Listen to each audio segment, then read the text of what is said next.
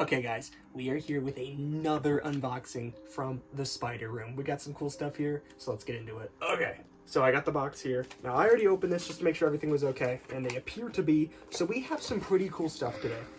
We have 2 widows, 2 centipedes, and a velvet spider. So we can look at the species that we got here. So we have 2 widows here. First things first. Set that to the side. These widows are the Latrodectus bishopi. Now, we have a male and a female, which is really cool because that means we could likely breed these. If you want to come in here with this. Okay, this is the female, and then the male is just up in here. He's much smaller.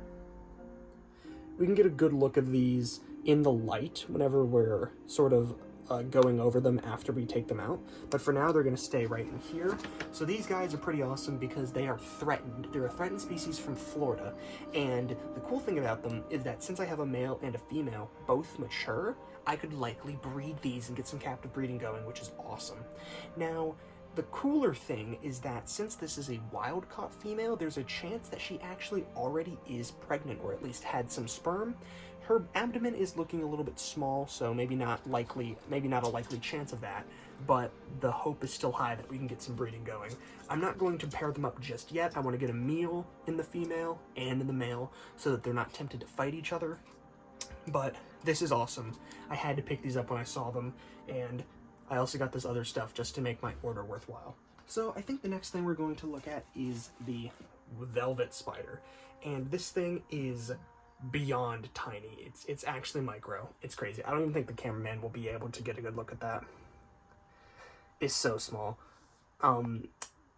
This guy will be kept inside of this enclosure, honestly. I think I'll switch out this little paper towel with some dirt, maybe, but he'll definitely stay in here. Honestly, I might be tempted to put it in a smaller enclosure, because this is just kind of big. This is Irisus morvicus, which is one of my favorite species of Irisus.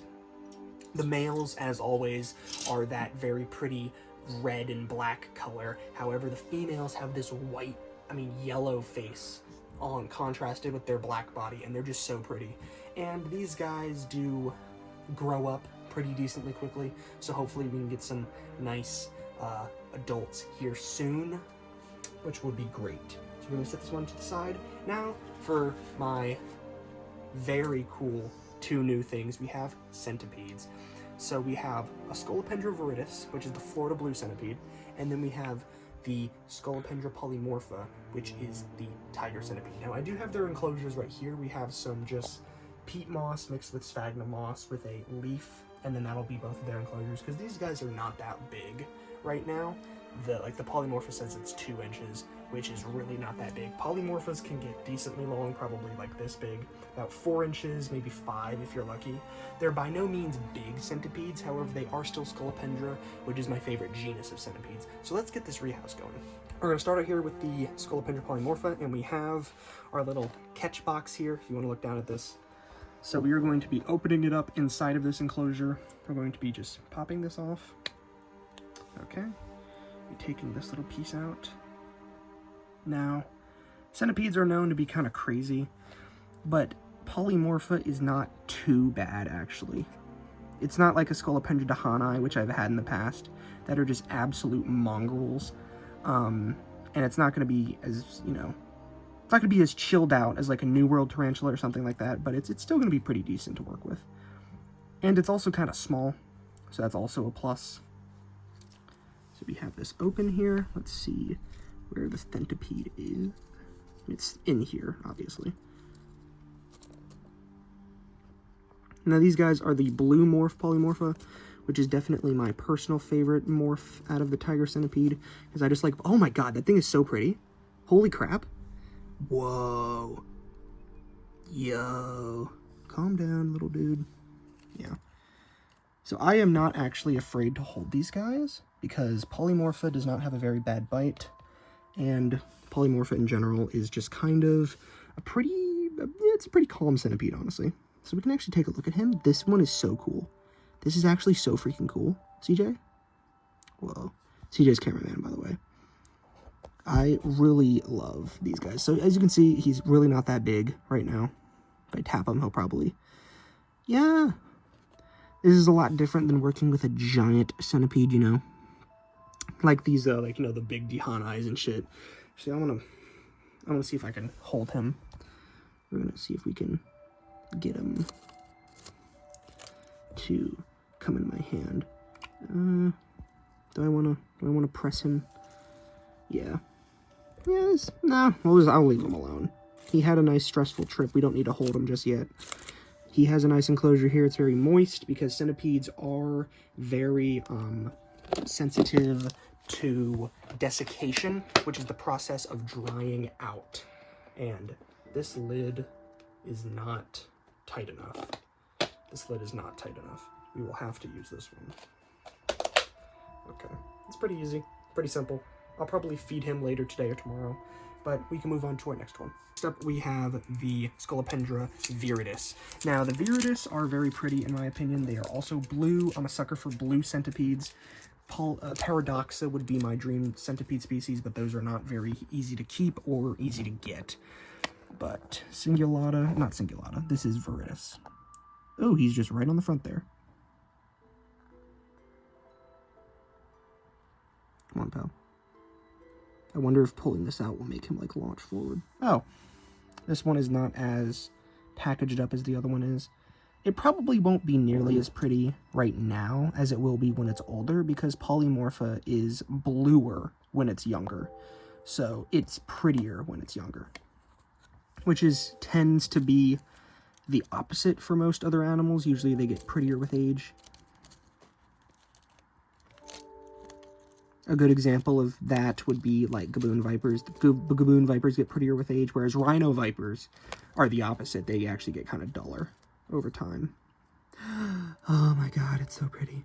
So these guys are cool. While it's kind of calm, we can see it has like a yellow body along the side here, and this blue stripe that goes down its back. And then it has these nice, like, neon blue legs. Now, depending on the individual you can get, these can be more yellow and less blue, or remarkably blue. Okay, yeah, I see that. So we can try to get him out here now. You can definitely see, like, the blue and the... Yeah, certainly. And some of the red in his face. It's a much darker blue on its body, but then its legs are much lighter blue. And these don't get that big either. They probably get, on average, a lot smaller than the Polymorpha, but both of them are roughly the same size right now, at least. Yeah, working with smaller centipedes is not necessarily as bad as working with larger ones. If this was a larger centipede, it flailing around like this would be a lot worse.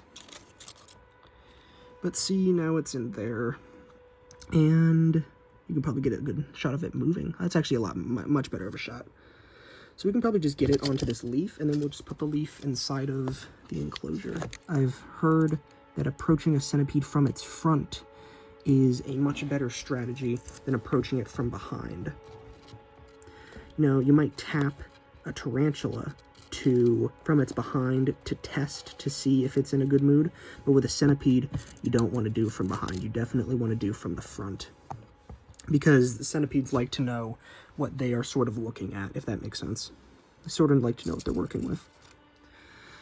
I don't think it would bite me if I tried to pick it up, and to be honest with you, its bite would not hurt at all, pretty much. Because, like, these American centipedes are really not that bad. The worst one is probably Scolopendra heros, but then again, that's also still very mild compared to some giants like Dahani. But once again, there's no reason to hold it. It's probably stressed out, and I don't want to stress out any of my animals when they first come in. So that will be it for that one for now. If you've watched any of the other centipede videos that I have on this channel, then you know that that was significantly better than a lot of my other ones. That was so much easier to do than, like, the Dihani that I got. Remember that centipede that I got with the squam, the first one I got? We, like, unboxed it outside. Dude, that thing did, like, a backflip, triple, double down fucking thing as it was trying to get an... my god. I love those Asian centipedes, but they actually kind of scare me. They actually kind of do scare me. I mean, if I had babies, they'd probably scare me a lot less. Even if I had like an adult Scolopendra polymorpha or viridis, it would probably scare me a little bit, but probably not too much as, like, that one. However, we are going to take a look at those Latrodectus that we showed off earlier, and then we'll try to get a good shot of the irisis. I don't know though, because it's so freaking small. I would suggest for cameraman that you get out of cinematic mode. Oh, hi. How's it going? It's Big Bertha. I like Big Bertha. That's cool. All right. So this is the Latrodectus bishopi, if you want to come in here, cameraman. Now, I am not at all worried about messing with these things, because I know Black Widows. I know how they operate. I'm just going to take her out for a second. Get her out about. Her red is more of a brown. It's kind of a deep brown. There is a molt in here, so there is a chance that she will, what's the term, like darken up that red a little bit to make it more appealing, I guess, if that's the right term you want to use. Because if there is a molt in there, then that means likely she's still hardening, because they usually, you want to give them like at least 2 days or something like that to harden up. So that is true. The male is a lot more red than she is. But these guys, as I said, they are threatened and only live in certain parts of Florida. They are really cool. I think they are our most toxic species of widow, but that doesn't really mean much because widows are honestly not that bad when you get bit by them. Some people might say, they're whatever, like 15 times more potent than a rattlesnake. Yeah, but a rattlesnake dumps you with a cup full of venom, whereas these guys are only going to give you just a little bit. It's really not that bad. And it's probably not even going to bite you anyway. I could hold it if I wanted to, but I'm not going to because I don't like unnecessary risks like that. If I was a lot more ballsy. I wouldn't even consider holding one of these to be ballsy nowadays. I was just a lot more ballsy when I was younger and a little bit less experienced. But I'm certainly not scared of these. Like, you can see that I'm just like, feeling her around. Yeah, we can put her in there. Get a nice little shot of her walking along. These are one of my favorite species of widows. Not my personal favorite, that would be Latrodectus elegans, but certainly one of. It's my personal favorite of the 5 species that we have in America, though. I've had all 5. So that's the female. We're going to put her back in the cup with some stuff for her to web up for now, until I get a nice little vial to put her in. I want her in a larger enclosure than I will keep. I'm just going to keep the male inside of the enclosure that he's in for now, because I'm going to be pairing him up with her, and I'm assuming that he's probably going to get eaten, so I have no desire to make sure that he stays alive for very long. And to be honest, the males don't live that long anyway, and there's a very good chance that he doesn't have much time left. Speaking of the male, let's work on him. So also, while I'm unboxing this guy, I upgraded Big Bertha's enclosure. Like, there's some plants in here. I got rid of all of the conifer wood, because apparently that's bad. I didn't know that at the time. It's just like something that you just sort of pick up. What? Oh, she's hooding up. Yeah, she just does that. I don't know why. She just like randomly hoods up. But there's like a pothos in here that's like creeping along the entirety of her enclosure. She's got new sticks, new substrate, because the peat moss was way too dusty, and I think it was messing with her. She's doing really great though. She's certainly one of the sweetest snakes that I have in my entire collection. She has a pothos and a monstera and a sony in there. It's pretty cool, pretty cool. Anyways, let's get with this guy. So as I said previously, he is a lot more red than the female is currently. However, the males of this species, generally speaking, have roughly the same colors. They're just smaller. If you are able to see it, cameraman, I don't know if you will, those bulbous things at his face, can you see those? You see the bulbs? Sort of. Well, those bulbs are his pedipalps. Now, his pedipalps are the mating apparatus in males. All species of spiders have these pedipalps. They're just a modified chelicerae, which all arachnids have chelicerae. They have chelicerae modified into different appendages depending on what kind of arachnid it is. For example, scorpions' pedipalps are their claws. It's just different strokes for different folks, I guess. But with these Latrodectus and spiders in general, these true spiders, they have these bulbs on the front of their pedipalps, which is where they keep their sperm. Females have pedipalps as well. They're just not as bulbous, and they're also used as like a feeding assistant. If you've ever seen a tarantula feed, you'll notice how the tarantula kind of uses its pedipalps to keep food inside of its mouth, and that is partially what females and males are going to be using them for. However, with males, it is exclusively pretty much just their mating utensil. And yeah, that's pretty much it. Yeah, that's what those bulbs are. But I'm going to be attempting to pair these guys just because I want a nice egg sac or two of the Bishopi, because, you know, they're a hot commodity, they're not sold very often, and if I could be a supplier, that would be decently great. Money for me, more captive bred individuals in the hobby so that we don't have to collect them, because as I said, they are threatened. I don't necessarily approve of wild caught, however, with something like this, it kind of needs to be wild caught, because not many people, if any, are actually breeding them. I'm yapping really hard, but you get the point. Anyway, so we're going to set those guys off to the side, and we're going to move on to our final species. So this is our last species, the Irisus, or otherwise known as a velvet spider. This thing is so tiny, it's not going to, I am not holding this thing because of how small it is. Cameraman, can you even? Like, cameraman, can you even? Yay or nay? Yeah, sort of. So this is Irisus morovocus. So Irisus spiders are actually kind of cool because the way that they mate, not the way that they mate, but the babies is very interesting and kind of morbid. It's also why they're still so expensive. So adult females will lay an egg, and then whenever the babies hatch, their first meal is actually their mother.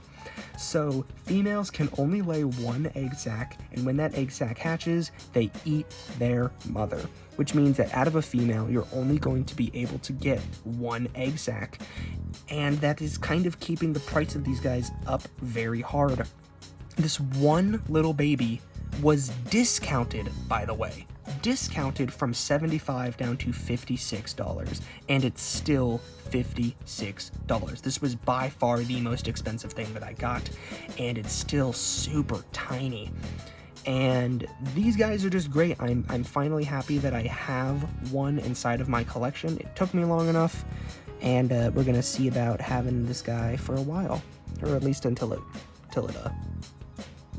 grows up and dies. But yeah, that's the Irisus, so we can move on. Shit, you fucking bitch. She pooped and she pooped it. Look at that little dookie. You can't even find it because you suck. It's right there. Yeah, that little dookie right there. That little stinker. That little stink bowl. Little stunkus. Little tiny stinker dinker. No. Okay. Anyways, guys, this has been another unboxing from the spider room. We're not done yet. I actually want to show you guys. Look at our sundews, dude. So this sundew right here, this is the one that you could barely see on camera. Oh, let me just wait for that to kind of like drain out. Look at how big that one is now. This is the Drosera intermedia. Isn't that kind of cool? How big that is. And then my personal, look at these. This was one of the other ones that was like so tiny that you could barely see it.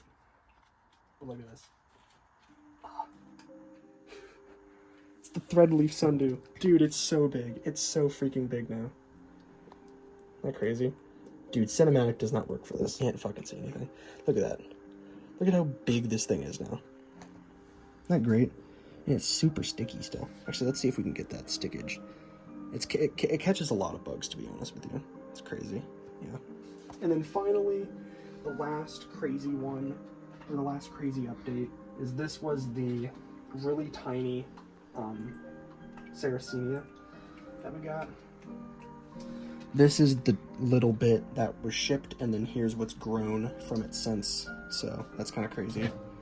Other than that, though, the Drosera are doing fine. They're obviously growing new leaves by the week, but that's just the update on that. And then I think that's the end of the video now. Yeah, it's kind of done.